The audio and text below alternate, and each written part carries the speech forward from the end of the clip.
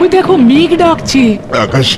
আকাশটা মেঘলা করে এসেছে, মনে হচ্ছে কালকের মধ্যেই মুষলধারে বৃষ্টি নামবে।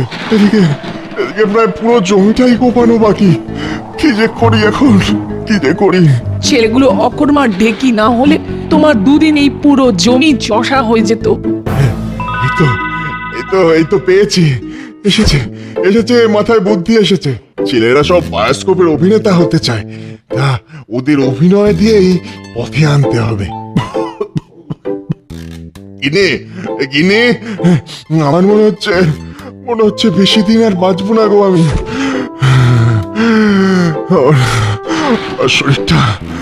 শরীরটা খুব খারাপ করছে। কেন গো, কি হলো তোমার?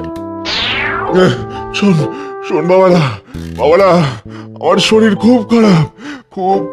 আমার মনে হচ্ছে বেশি আয়ু নেই রে। তাই যাওয়ার আগে তোদের একটা গোপন কথা বলে যেতে চাই। কি গোপন কথা? শোন, তোরা যে অপদার্থ ছেলে পুলে, তাই ঘরে বেশি টাকা পয়সা আমি কোনোদিনই রাখিনি জমিয়ে।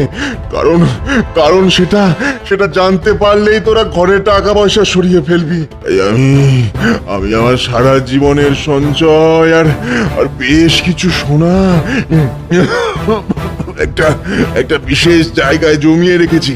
হ্যাঁ বাবারা, জমিয়ে রেখেছি। কোথায় জমিয়ে রেখেছো বাবা? আমার আর বেশিক্ষণ আয়ু নেই, তাই তোদের সব বলে যেতে চাই। বনিতা না করে তাড়াতাড়ি বলো না। আমাদের যে চাষের জমিটা আছে তার নিচে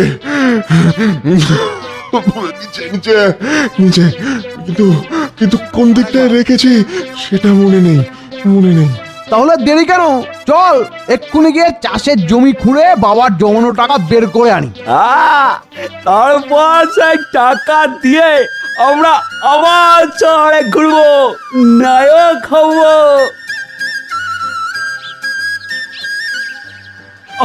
এত বড় জমি কোথায় যে বাবা সোনার টাকা পয়সা রেখেছে কিছুই বুঝতে পারছি না। আরে হ্যাঁ করে না তাকিয়ে থেকে চল না, আমরা সবাই মিলে পুরো জমিটাই খুঁড়ে ফেলি। চল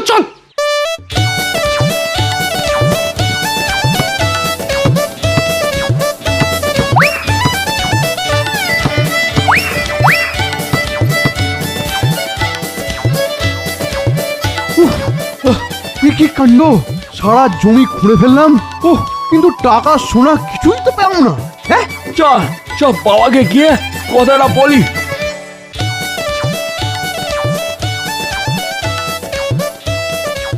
বাবা, তুমি আমাদেরকে এভাবে ঠকালে। হ্যাঁ, জমিতে কোনো সোনা নেই, কোনো টাকা পয়সা নেই। আরে না তোদের ঠকাবো কেন? আসলে তোদের আমি আসল জিনিসটাই তো দিতে ভুলে গেছি রে। কি জিনিস?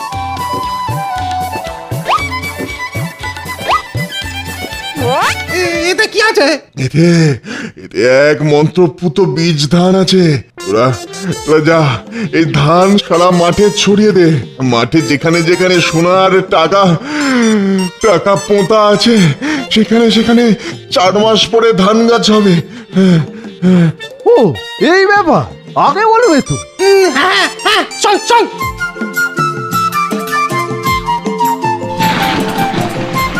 ওই চল বাড়িতে চল, বৃষ্টি শুরু হয়ে গেল যে।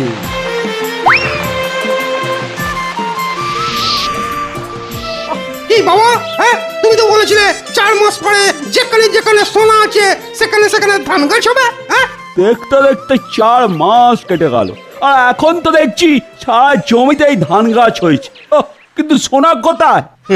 ওরে বোকা, তোরা শুধু ধান গাছটাই দেখলি, ধান গাছের উপরে চেয়ে দেখ কিরকম সোনার ফসল ফলেছে, সেটা দেখলি না রে বাবা?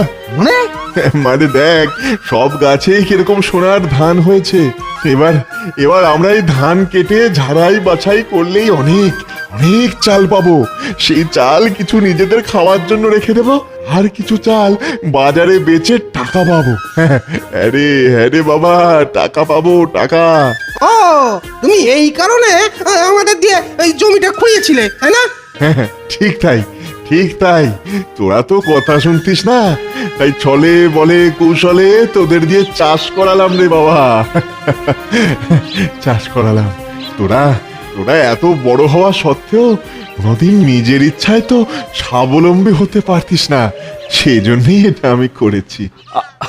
আমরা আমাদের ভুল বুঝতে পেরেছি বাবা। তুই তুই আমাদেরকে ক্ষমা করো। শোন, একদিন হয়তো আমি থাকবো না, কিন্তু কিন্তু আমাদের এই জমিটা তো থাকবে। তাই তাই তোরা মিলেমিশে যদি এই জমিতে চাষ করিস, তাহলে দেখবি কোনোদিনই তোদের খাওয়া পড়ার কষ্ট হবে না। বুঝলি? হ্যাঁ, বুঝেছি বাবা। তাহলে তাহলে আর দেরি কেন, চল চল।